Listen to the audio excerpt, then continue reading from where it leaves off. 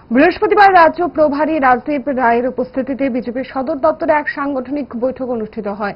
বর্তমানে রাজ্যে প্রদেশ বিজেপি নেতৃত্বে এক দেশ এক ভোট ওয়াকফ বিল এবং ডক্টর বি.আর. আম্বেদকরের সংবিধান বাঁচাও সহ বিভিন্ন কর্মসূচি চলছে। তিনি বিভিন্ন কার্যক্রমে অংশগ্রহণ করবেন। পাশাপাশি সংগঠনকে আরও শক্তিশালী করতে বিভিন্ন কর্মসূচি সহ কি কি পদক্ষেপ নেওয়া যায় সে সকল বিষয়ে আজকের এই বৈঠকে আলোচনা হয়। এই বৈঠকে সভাপতিত্ব করেন বিজেপি রাজ্য সভাপতি রাজীব ভট্টাচার্য।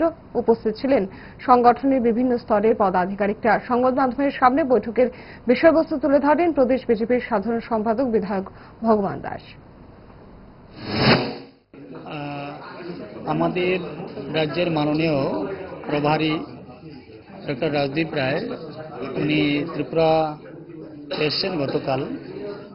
ওনার এই সফরকে কেন্দ্র করে উনি বিভিন্ন ধরনের কর্মসূচিতে অংশগ্রহণ করছেন, কারণ ইতিমধ্যে আমাদের দু-তিনটি কার্যক্রম চলছে ন্যাশনাল লেভেল।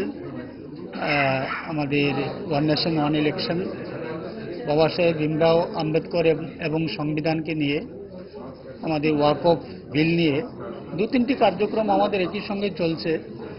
তো মাননীয় প্রভারীজি এই কার্যক্রমগুলিকে অংশগ্রহণ করার জন্য উনি ত্রিপুরা রাজ্যে এসছেন এবং আজকে আমাদের সদর কার্যালয়ে সাংগঠনিক বৈঠক ওনার নির্দেশ অনুসারী বা ওনার উপস্থিতিতেই এই সাংগঠনিক সভা হবে।